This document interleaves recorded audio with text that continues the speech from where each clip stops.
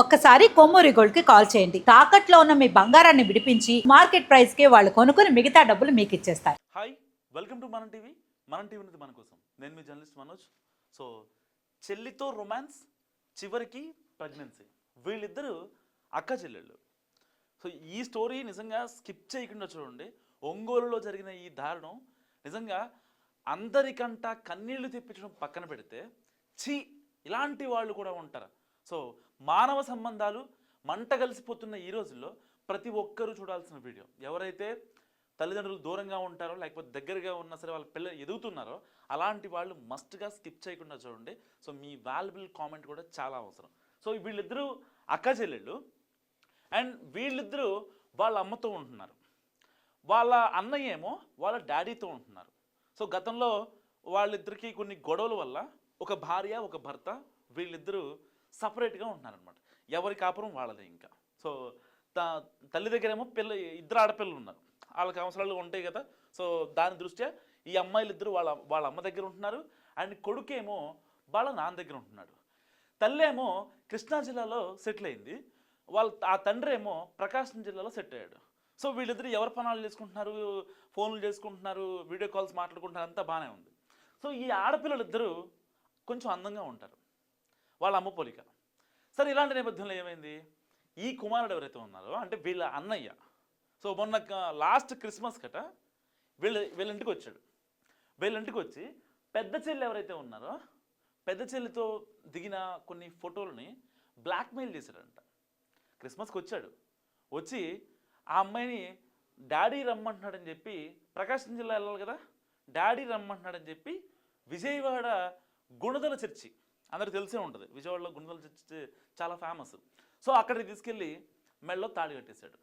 అంతకుముందే ఆ అమ్మాయితో ఇంటిమేట్గా ఉన్న పిక్స్ ఏవైతే ఉంటాయో అవి చూపిస్తూ ఆ అమ్మాయిని చాలాసార్లు ఘాతుకానికి పాల్పడ్డాడు. సో ఇక అంటే వాళ్ళు ఒక ట్రాక్లోకి వెళ్ళిపోయారు. నేను ఒక అన్న చెల్లి అనే ఇదిలో లేరు. ఇంకా అసలు వీడికి ఏం బుద్ధి పుట్టిందో తెలియదు. అసలు ఆ అమ్మాయి చెప్పాల్సింది కదా, వాళ్ళ అమ్మకి ఒక మాట, ఇట్లా అన్న ఇట్లా వచ్చినప్పుడు నాతో ఇలా బిహేవ్ చేశాడు అని ఒక మాట చెప్పాల్సింది నిజంగా. సరే అంటే అక్కడ జరిగింది ఏంటనేది, ఏం బ్లాక్మెయిల్ చేశాడు ఈ దరిద్ర కొట్టోడు, ఈ పాపిస్తోడు ఏం చేశాడో తెలియదు. కానీ అక్కడ ఆ అమ్మాయి కూడా కనీసం చెప్పలేకపోయింది. దాని తర్వాత ఆ అమ్మాయిని పలుమార్లు ఆ ఘాతుకానికి పాల్పడిన తర్వాత ఆ అమ్మాయి గర్భం దాల్చింది. గర్భం దాలిస్తే ఆ అమ్మాయిని ఒంగోలు బస్ స్టాండ్లో ఆ అమ్మాయిని వదిలిపెట్టేసి వెళ్ళిపోయాడు. మళ్ళీ దాని తర్వాత విజయవాడలో తాళి కట్టిన తర్వాత హైదరాబాద్ తీసుకొచ్చాడు. హైదరాబాద్ నుంచి సూర్యాపేట వెళ్ళారు. సూర్యాపేట నుంచి మళ్ళీ ఎవరో ఫోన్ చేస్తే ఎక్కడున్నారు ఏంటని చెప్పి మాట్లాడితే దాని నుంచి విజయవాడ వచ్చిన తర్వాత కంటిన్యూస్గా వాళ్ళ అమ్మ టచ్లో ఉంది. సో ఇక్కడే ఉన్నాం అని చెప్తున్నారు. విజయవాడలో ఉన్నామమ్మా ఇద్దరు కాల్ మాట్లాడుతున్నారు. వాళ్ళ అమ్మకి ఎలాంటి అనుమానం రాలా. సో కట్ చేస్తే ఆ అమ్మాయి గర్భం దాల్చింది. గర్భం దాల్చిన తర్వాత ఏం చేయాలో అర్థం కాని సిచ్యువేషన్.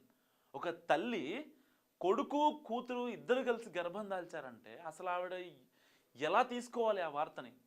నిజంగా ఆవిడ మరణం కన్నా ఆ వార్త పెద్దవి కాదు, అంత బాధపడి ఉంటుంది ఆ తల్లి. కొడుకే ఇలా చేస్తాడని చెప్పి డాడీ రమ్మంటున్నాడు, చెల్లిని తీసుకెళ్తా అని వచ్చిన కొడుకు ఇలాంటి పని చేస్తారని ఎవరైనా ఎక్స్పెక్ట్ చేస్తారా? అసలు ఎవరన్నా 1% అయినా ఎక్స్పెక్ట్ చేస్తారా? అంటే ఈ రోజుల్లో మానవ సంబంధాలు మంట కలిసిపోతున్న ఈ రోజుల్లో ఇలాంటివి ఎక్కువైపోతున్నాయి. ఇలాంటి ఇష్యూస్ బయటికి రానివి ఎన్నో, బయటికి వచ్చేవి మాత్రం చాలా తక్కువ. సో ఇప్పుడు బయటకు వచ్చింది. ఆ కుమారుడి తల్లి ఫిర్యాదుతో వెంటనే ఆ కుమారుడి మీద కేసు పెట్టడం జరిగింది. బతికినంత కాలం జైల్లోనే, యావజ్జీవ కారాగార శిక్ష, చచ్చేంత వరకు, మరణించేంత వరకు వాడు జైల్లోంచి బయటికి రాడు. వెంటనే దానికి సంబంధించి ఈ అమ్మాయి ఎవరైతే ఆ విక్టిమ్ గర్ల్ ఉందో ఆ అమ్మాయికి స్పీడ్ కోర్ట్ లాయర్ కూడా మాట్లాడించి గవర్నమెంట్ నుంచి 5 లక్షల రూపాయలు త్వరగా వచ్చేలాగా ఈ ప్రభుత్వానికి సంబంధించిన లీగల్ సెల్కి కూడా వాళ్ళు ఆదేశాలు ఇవ్వడం జరిగింది. సరే ఈ కేసులో మనం నేర్చుకోవాల్సింది 2. ఈ రోజుల్లో మానవ సంబంధాలు నిజంగా మంట కలిసిపోతున్నాయి. అంటే ఒక తల్లికి ఒక తండ్రికి మధ్యలో పొంతన లేకపోతే పిల్లలు ఎలాంటి దారుల్లో వెళ్తారన్నది చెప్పడానికి ఈ యొక్క ఘటన నిజంగా చాలా పర్ఫెక్ట్ ఎగ్జాంపుల్.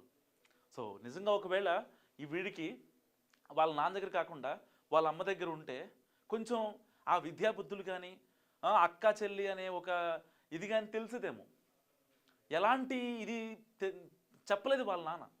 ఇలా ఉండాలి సమాజంలో, వీళ్ళు అక్క, వీళ్ళు చెల్లి, వీళ్ళు అన్న, వీళ్ళు తమ్ముడు, వీళ్ళతో ఇలా మెలగాలి, వీళ్ళతో ఇలా మాట్లాడాలి, ఎవరన్నా వచ్చి మాట్లాడితేనే మాట్లాడాలి, ఎవరితో గొడవలు పెట్టుకోవద్దు, ఫస్ట్ చదువు, చదువు ముఖ్యం, ఫస్ట్ ఫ్యామిలీ, ఫ్యామిలీ ముఖ్యం అని చెప్పేటోళ్ళు కరువయ్యారు అతనికి. అంటే నేను ఇప్పుడు ఏదైతే అత్యాచారం చేసిన అతని వ్యక్తిని నేను సమర్థించట్లా, కానీ ఇప్పుడు జరుగుతున్న ట్రెండ్లో ఇలాంటివి ఒక్కటి కాదు చాలా ఎక్కువైపోతున్నాయి. కన్న తండ్రే కన్న కూతురుపై అఘాయిత్యం చేస్తున్న సందర్భాలు చూస్తున్నాం. కన్న కొడుకే కన్న తల్లిపై అఘాయిత్యం చేస్తున్న సందర్భాలు చూస్తున్నాం. సొంత అత్త, సొంత అల్లుడితో సంబంధాలు పెట్టుకోవడం చూస్తున్నాం. ఇలాంటి అక్రమ సంబంధాలు ఎక్కువ అవుతున్న ఈ రోజుల్లో నిజంగా చాలామంది కొన్ని అబ్జర్వ్ చేయాల్సిందే. ఒక కొడుకుని, ఒక కూతుర్ని వాళ్ళు ఒక స్టేజ్కి వస్తున్నారు అంటే మనం వాళ్ళ ప్రతి థింగ్ అబ్జర్వ్ చేయాలి. అబ్జర్వ్ చేయాల్సిన అవసరం ఉంది, లేదంటే ఇలాంటివి పక్కా జరుగుతాయి. సో మంటాడకు వచ్చి ఈ అబ్బాయి నాన్న రమ్మంటున్నాడని చెప్పి తీసుకెళ్లాల్సిన అవసరం లేదు కదా.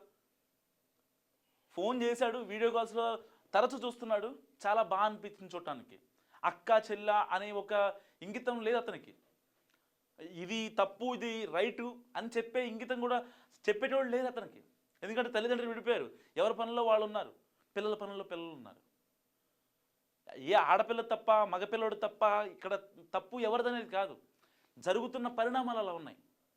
తప్పు ఒప్పు చెప్పేటోళ్ళు లేనప్పుడు ఏది చేసినా కానీ వాళ్ళకి ఇంకా ఎవరట్టు చెప్తారు. ఫలానా సాయంత్రం స్కూల్ అయిపోగానే ఇంటికి రావాలని చెప్పే తల్లి తండ్రి ఉంటే పిల్లడు టైంకి స్కూల్కి వస్తాడు, టైం స్కూల్కి వెళ్తాడు, టైం స్కూల్ నుంచి ఇంటికి వస్తాడు. అదే చెప్పేవాళ్ళు లేకపోతే ఓకే నన్ను అడిగేటోళ్ళు లేరు కాబట్టి నేను ఎప్పుడైనా వస్తా. సో ఇలాంటి ధోరణి ఈ రోజుల్లో ఆ ప్రవృత్తి బాగా పెరిగిపోతుంది. సో ఎవరైతే పర్టికులర్గా తల్లిదండ్రులు విడిపోయిన వాళ్ళు ఉంటారో వాళ్ళ పిల్లల్ని పెంచే క్రమంలో చాలా జాగ్రత్తగా పెంచండి. ఒక అమ్మ ఒక అయ్యకి కట్టబెట్టే టైంకి వాళ్ళని ఎలాంటి పక్కదోవలు పట్టకుండా చూసుకోవాల్సిన బాధ్యత తల్లిదండ్రులే. నిజంగా అల్టిమేట్గా ఏం చెప్పాలనుకుంటున్నానంటే తల్లిదండ్రులు కనుక చక్కగా ఉంటే వాళ్ళ పిల్లలు కూడా చక్కగా ఉంటారని చెప్పడానికి ఈ ఘటన ఒక పర్ఫెక్ట్ ఎగ్జాంపుల్. మీరేమనుకుంటున్నారో మస్తు కామెంట్ చేయండి. చూస్తూనే ఉండండి మనం టీవీ.